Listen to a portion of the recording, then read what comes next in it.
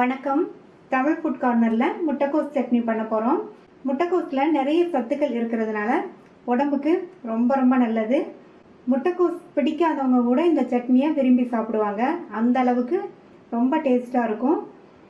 இட்லி, தோசை, சப்பாத்திக்கு தொட்டு சாப்பிட்றதுக்கு ரொம்ப அருமையாக இருக்கும். இப்போ இந்த சட்னியை எப்படி பண்ணுறதுன்னு பார்க்கலாம். இது வரைக்கும் நம்ம சேனலில் சப்ஸ்கிரைப் பண்ணாதவங்க சப்ஸ்கிரைப் பண்ணிவிட்டு பக்கத்தில் உள்ள பெல் பட்டனையும் கிளிக் பண்ணிக்கங்க. இந்த பேனில் 2 டீஸ்பூன் எண்ணெய் சேர்த்து, எண்ணெய் சூடாயிடுச்சு. அதில் கட் பண்ண 150 கிராம் முட்டைக்கோஸை சேர்த்து அந்த எண்ணெயிலேயே வதக்கிக்கலாம்.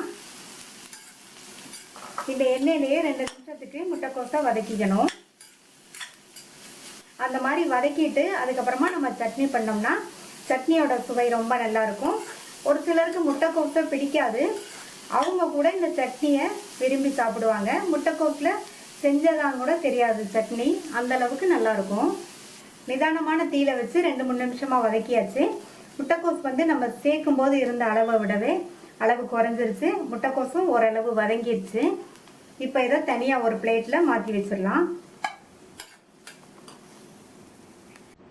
அதே கடாயிலேயே 2 டீஸ்பூன் எண்ணெய் சேர்த்து, எண்ணெய் சூடானதும் அதில் 1 டேபிள் ஸ்பூன் உளுந்தம்பருப்பு, 1/2 டேபிள் ஸ்பூன் கடலைப்பருப்பு, இந்த பருப்பு ரெண்டையும் லைட்டாக அதனுடைய கலர் மாறி வர வரைக்கும் வறுத்துக்கணும். பருப்போட கலர் லைட்டாக மாறிடுச்சு. இது கூட 1 டீஸ்பூன் அளவுக்கு கொத்தமல்லி விதையை சேர்த்து வறுத்துக்கலாம். கொத்தமல்லி விதை இந்த அளவுக்கு சேர்த்தா போதும். அடுத்து ஒரு கீரின பச்சை மிளகாய் சேர்த்துக்கங்க. நான் 3 காஞ்ச மிளகாய் சேர்த்துருக்கேன். ஒரு 4 பூண்டு, இதையும் நல்லா எண்ணெயிலே வறுத்து விட்டுக்கணும். ஒரு பச்சை மிளகாவும் 3 காஞ்ச மிளகாவும் சேர்த்துருக்கேன். நீங்கள் பச்சை மிளகாவும் காஞ்ச மிளகாவும் உங்கள் காரத்துக்கு தகுந்தபடி எத்தனை வேணாலும் சேர்த்துக்கங்க.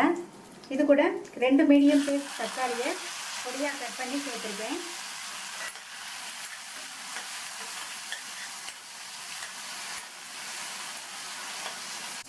இந்த தக்காளி நல்லா வதங்கி வரட்டும். அப்போ தான் தக்காளியோட பச்சை வாசனை தெரியாமல் சட்னி நல்லாயிருக்கும். தக்காளியும் நல்லா வதங்கியிருக்கு.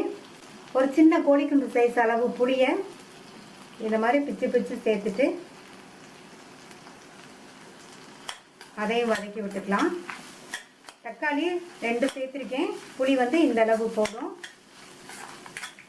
அடுத்து இதில் 1 டேபிள் ஸ்பூன் தேங்காய் துருவலையும் சேர்த்துட்டு நல்லா ஒரு பரட்டி விட்டுட்டு ஸ்டவ் ஆஃப் பண்ணிடலாம்.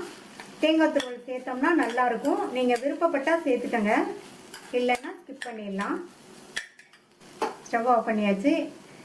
எல்லாத்தையும் நல்லா ஆற விட்டுடலாம். வதக்கி வச்சதெல்லாம் ஆறிடுச்சு. மிக்ஸி ஜாரில் சேர்த்துடலாம்.